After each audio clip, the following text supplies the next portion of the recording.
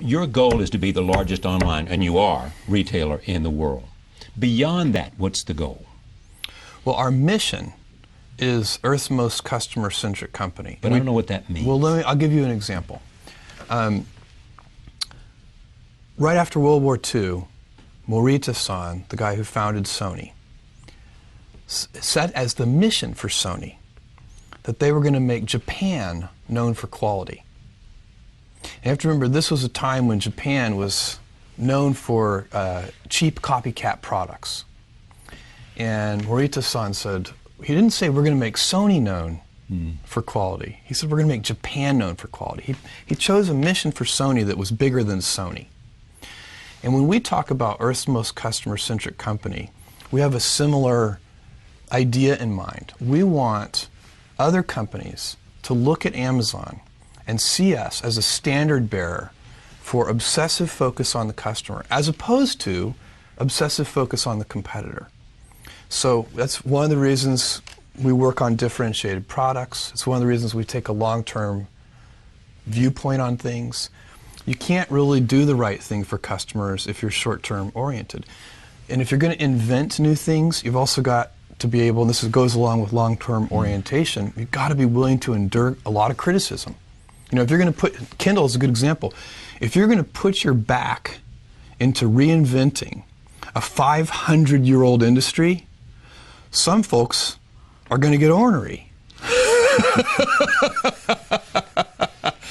It was also feared at one time, those people who had your stock, that once Walmart, for example, got serious about being online, they were going to blow you away. Why didn't that happen? Well, I think it's because we did a good job for our customers. So, you know, you go back in time and we've been called Amazon.toast. Right, I remember. Amazon.con, Amazon.bomb. You know, this is all like in the first 3 years of our existence. Sure, yeah.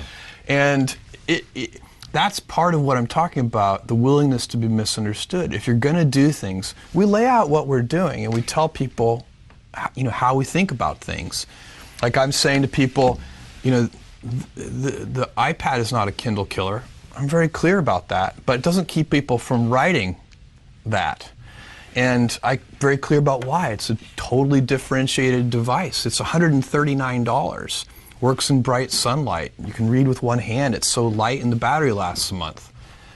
For $139, why wouldn't you want a device like that? Okay, but let me go back to the Walmart issue, though. Yeah. What was it that made you able to sustain a challenge from the world's greatest retailer? Obsessive customer focus on... But how do you focus on the customer better than they focus on the customer? Well, I mean, they're pretty good at focusing on the customer, too. But we're very differentiated in how we do it. And so our approach, if you think about our retail business, which I think is what you're asking about here, there are really three things that we know are critical. Well, that's the heart and soul of your business, isn't it? Well, and especially relative to the Walmart question, Yeah. I think that's the key. It's selection, low prices, and fast, convenient, reliable delivery. So that the shipment side. And so we have... Wait. So Walmart doesn't have low prices, fast, and convenient delivery? I would claim that Amazon has much broader selection.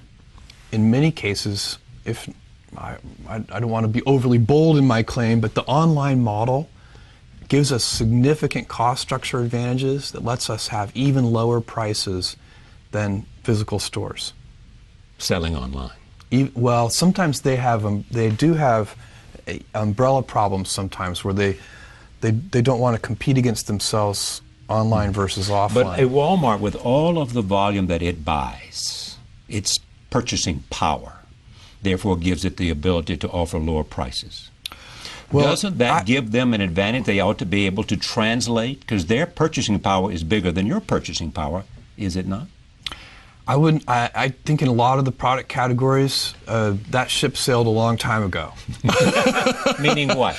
Meaning that we have the purchasing power to compete with anybody. We have the volume relationships with suppliers. That playing field has been leveled. Okay. If you'd asked me that question, 10 or 15 years ago, I'd have agreed with you that the challenge you had overcome. But even then, our profitability is not our customer's problem.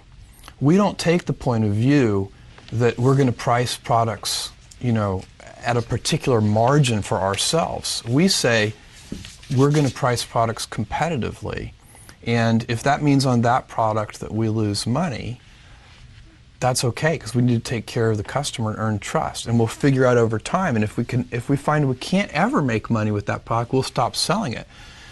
But we're not going to make customers pay for any of our inefficiencies, if you see what I'm saying. Did you lose money on the Kindle? Every new business that we have ever invested in, it has taken years. Most businesses have either no impact on our financials for the first 5 to 7 years, or a negative impact on our financials for the first 5 to 7 years. And we do a lot of new things. The company is very healthy financially. We're doing very well, and it's an outcome of customer obsession. So, when we were Amazon.toast, that was because Barnes & Noble had, we only had 100 and, right. When we were declared Amazon.toast, I think we had 150 employees. Barnes & Noble had 30,000 employees. And somebody wrote an article that said, Amazon has had a great 2-year run, but now the big boys have shown up, and they're going to steamroll them. And, we had a all-hands meeting. I called all 150 employees together. I said, look, because everybody's worried about it. Every employee has read the Amazon.toast article. Every mother of every employee has read the Amazon.toast article and has called and said, your father and mother who live here in New York. Yeah, are you okay? Yeah.